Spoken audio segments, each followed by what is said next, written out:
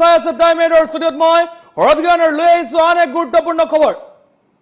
অসম আৰু মেঘালয়ৰ মাজত আজিৰ দিনটোত এক গুৰুত্বপূৰ্ণ বৈঠক অনুষ্ঠিত হ'ব, যি মেঘালয়ত যি ভয়ংকৰ কাণ্ড সংঘটিত কৰিছিলে অসমৰ বাহনৰ সৈতে, আৰু তাৰ পাছত আজি বিগত 3 দিন ধৰি যোৰাবাটত সম্পূৰ্ণ স্তব্ধ হৈ পৰিছিল সমগ্ৰ যোৰাবাট।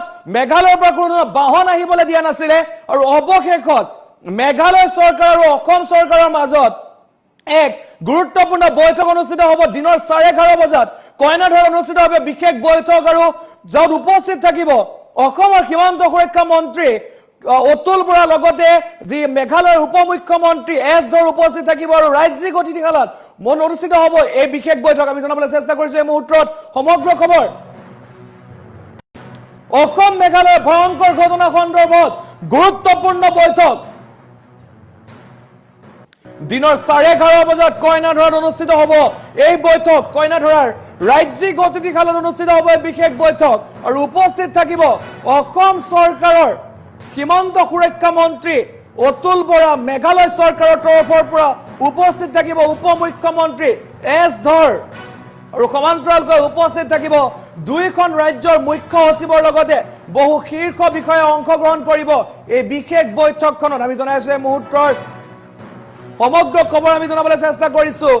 আজিৰ দিনটোত এক গুৰুত্বপূৰ্ণ বৈঠক অনুষ্ঠিত কৰা হ'ব, যিহেতু অসম মেঘালয় যি ভয়ংকৰ ঘটনা, সেই ভয়ংকৰ ঘটনাৰ পিছত আজিৰ দিনটো পৰ্যন্ত যোৰাবাটত সম্পূৰ্ণৰূপে স্তব্ধ হৈ আছে। যোৰাবাট যান বাহনৰ চলাচল স্তব্ধ কৰি দিছিল, আৰু তাৰ পাছত আজিৰ দিনটোত এই গুৰুত্বপূৰ্ণ বৈঠকৰ সিদ্ধান্ত লোৱা হৈছে দুইখন ৰাজ্যৰ তৰফৰ পৰা, য'ত উপস্থিত থাকিব দুইখন ৰাজ্যৰে বিভিন্ন বিষয়ববীয়া উপস্থিত থাকিব।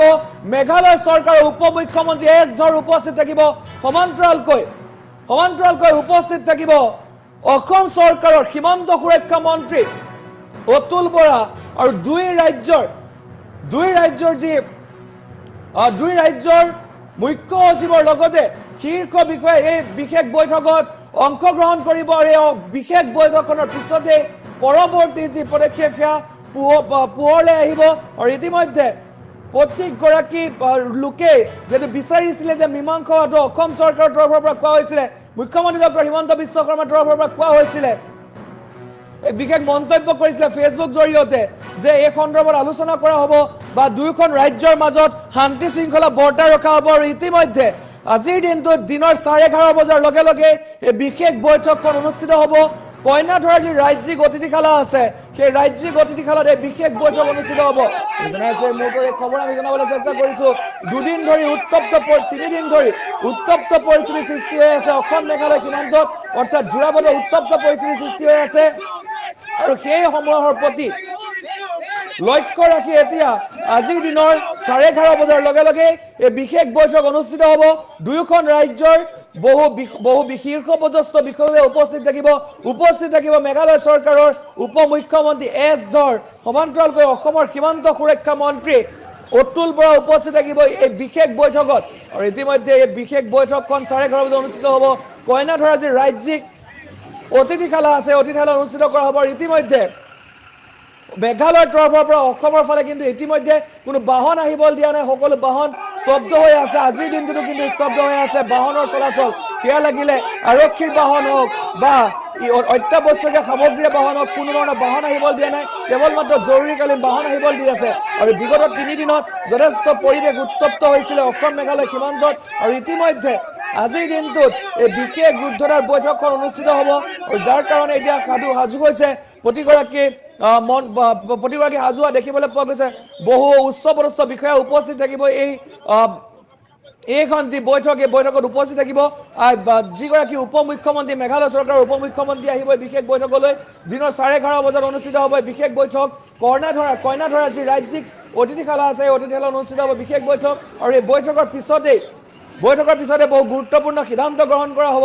এই বৈঠকে হয়তো মীমাংসালৈ অহাৰ সম্ভাৱনা আছে, যিহেতু মীমাংসা কৰাৰ কথা কৈছিলে মুখ্যমন্ত্ৰীগৰাকীয়ে, কৈছিলে যে সকলো যিহেতু মেঘালয়ত ভগ্নীপতিম দেশ বুলি কৈছিল, ৰাজ্য বুলি কৈছিলে অসমৰ মুখ্যমন্ত্ৰী ডক্টৰ হিমন্ত বিশ্ব শৰ্মাই কৈছিলে যে মেঘালয় এখন ভগ্নীপতিম দেশ, গতিকে সকলোৱে শান্তি শৃংখলা বজাই ৰাখক। আৰু তাৰ পাছত মুখ্যমন্ত্ৰীগৰাকীয়ে দায়িত্ব দিছিলে সীমান্ত সুৰক্ষা মন্ত্ৰী অতুল বৰাক, আৰু আজিৰ দিনটোত সীমান্ত সুৰক্ষা মন্ত্ৰী অতুল বৰা সহ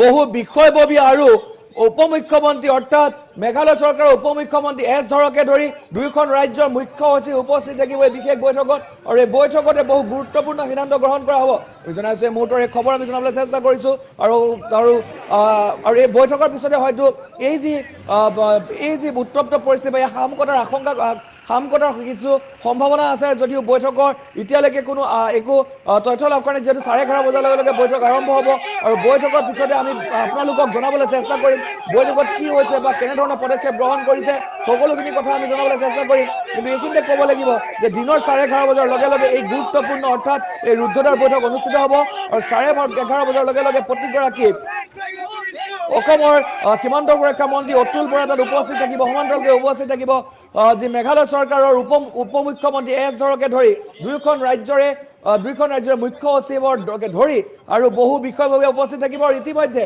সকলো সাজু কৰা হৈছে